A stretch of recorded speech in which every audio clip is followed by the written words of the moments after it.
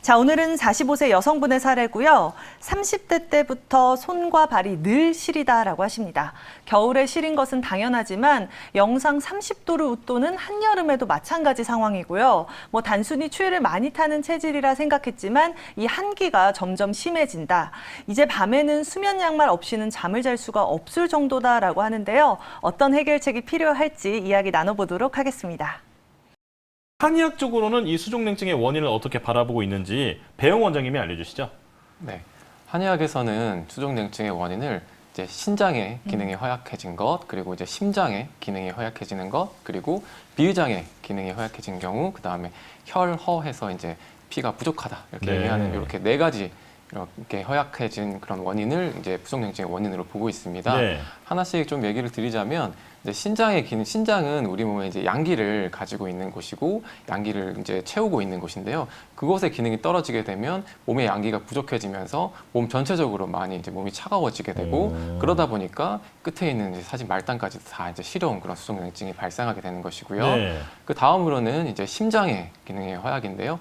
심장은 우리 몸의 혈액을 이제 밀어주는 그런 추동을 하는 그런 힘을 가지고 있습니다. 근데 그 힘이 적어지게 되면 가장 멀리 있는 손발까지는 제대로 추동이 되지 못하면서 온기가 적어지게 되면서 수족에 이제 차가워지는 그런 냉증이 발생하게 되고요. 네. 그 다음 이제 비위장인데 비위장은 이제 소화기에 해당을 하는데 이게 소화 흡수를 시킨 다음에 그것을 이제 비주사말이라고 해서 사지 말단으로 영양을 이제 전해주는 그런 기능을 하고 있습니다. 그래서 그 기능이 떨어지게 되면 사지 말단의 영양이 부족해지게 되면서 수족에 이제 차가워지는 그런 증상이 생기게 되고요. 네. 마지막으로 이제 네 번째 이제 혈허의 증상인데요. 혈허는 피가 부족하다는 뜻이고 우리 몸의 이제 온기는 실제로 피가 돌아다니면서 온기를 전달을 하게 되는데 피의 양 자체가 부족하게 되면 전달할 그런 에너지가 부족하기 때문에 전체적으로 수족에 이제 이렇게 차갑게 되는 증상이 생깁니다. 예. 이걸 조금 더 쉽게 설명을 해드리자면 이제 방을 이제 데우는 그런 상황에서 보일러를 이제 켰는데 네. 온수가 제대로 온도가 안 올라가는 그런 상황은 신장의 문제하고 비슷하다고 볼 수 있고요. 그 다음에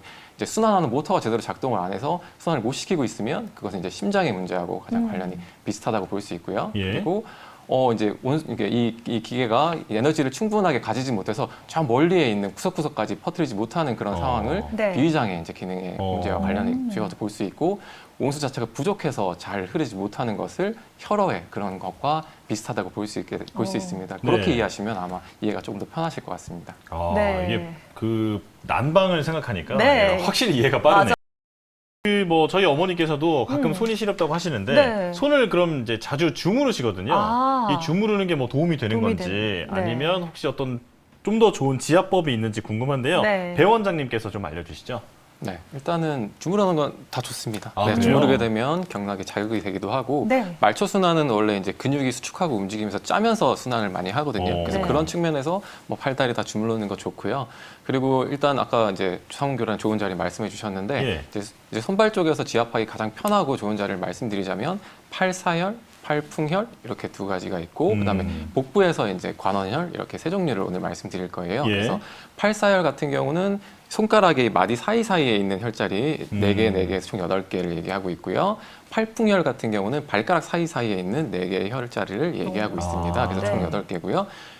정확하게 잡는 법을 말씀드리면 그림에서 보듯이 이렇게 손가락, 발가락을 좀 벌려서 이렇게 자세히 보면은 누구나 손 등 쪽이랑 손 바닥 쪽은 색깔이 조금씩 달라요. 네. 그래서 손등 쪽은 약간 좀 더 붉은 그런 색깔을 띠고 바닥 쪽은 조금 더 흰 색깔을 띠는데 이거를 이제 적백육제라고 하거든요. 네. 그래서 이제 그 사이에 경계가 되는 그런 이제 점을 이제 찍으면 그게 이제 정확한 혈자리가 되는데요. 네. 그 자리들을 이제 손톱 같은 거로 꾹꾹 이렇게 눌러주게 되면 그렇게 되면 이제 요 부분에서 자극이 되면서 이제 치료가 더 되는 그런 효과를 느낄 수 있습니다. 그래서 이 자리들은 어떤 면에서 좋으냐 하면은 네. 손가락, 발가락으로 흐르는 그런 경락에 자극을 주게 되고 또 그 흐르게 되는 신경에도 자극을 주게 되고 네. 말초혈관을 확장시켜서 이제 혈액의 순환이나 기혈의 순환을 더 돕는 그런 작용을 하고 있습니다. 그래서 손발이 시린 것뿐만 아니라 이제 손발에 쥐가 난다라거나 아니면 이제 손발 자체에서 시리고 저리고 붓는다거나 굽이고 피고 하는 그런 동작이 잘 안 된다거나 통증이 있을 때 모두 다 좋고요.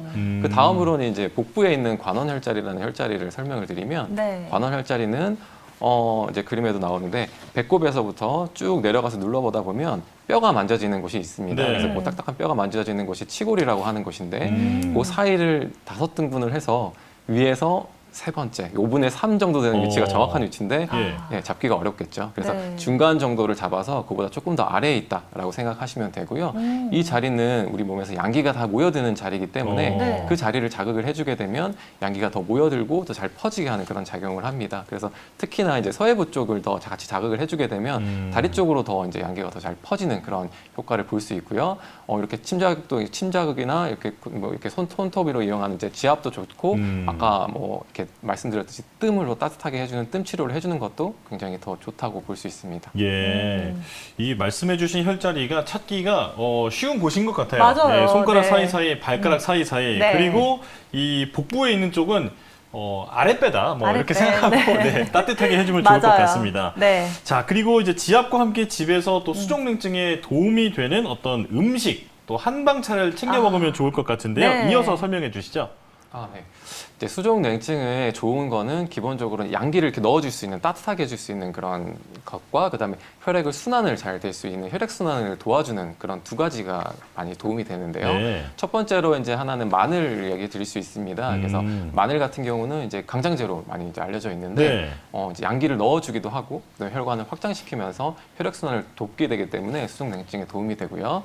다음은 이제 부추가 좋은데요. 부추요? 네, 네. 이제 신장을 따뜻한 기운을 이제 더해주면서 인체에 근원이 되는 에너지를 넣어주기 때문에 몸 자체가 따뜻해지면서 수족 냉증에도 당연히 도움이 됩니다. 그리고 세 번째로는 양파인데요.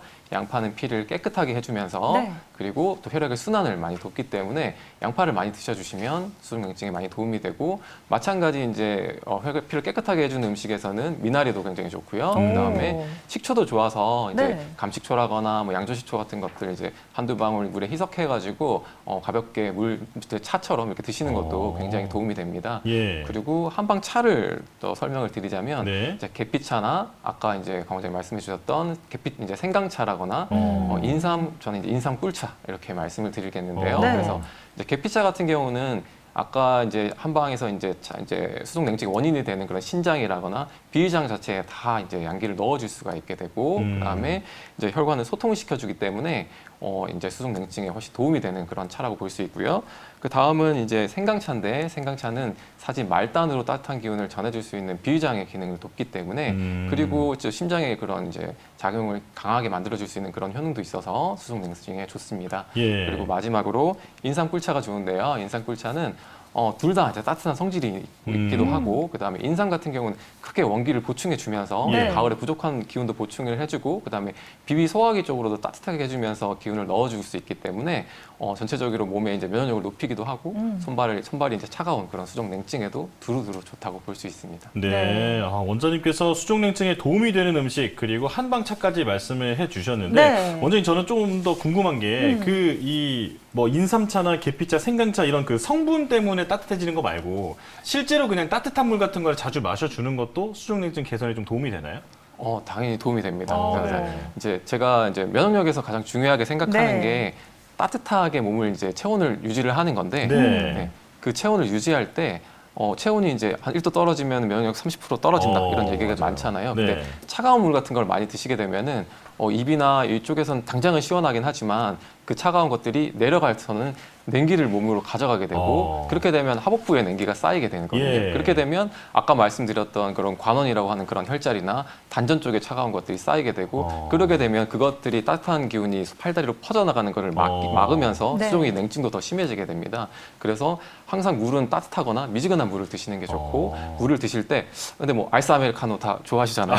다 좋아하시고 네. 뭐 겨울에도 나 이런 것들이 맞아요. 많은데 얼죽아라고 하죠. 그렇죠. 네. 그래서 그런 것들이 많은데 그때는 사실 실제로 하기는 어렵겠지만 네. 조금이라도 의식을 한다면 입에 넣어서 천천히 한 번 더 음미를 한다고 생각하시고 조금이라도 데워서 천천히 삼키시고 이렇게 드시는 게 한 번에 쭉 빨아 드시는 것보다는 그렇게 해주실 때 훨씬 이제 몸을 훨씬 더 따뜻하게 해주고 면역을 높이고 수족의 냉증도 예방할 수 있는 그런 방법이라고 생각할 수 있습니다. 네. 네, 배 원장님께서 좋은 지압법부터 음식 한방차까지 여러 가지 도움이 될 수 있는 방법들 소개를 해주셨는데요.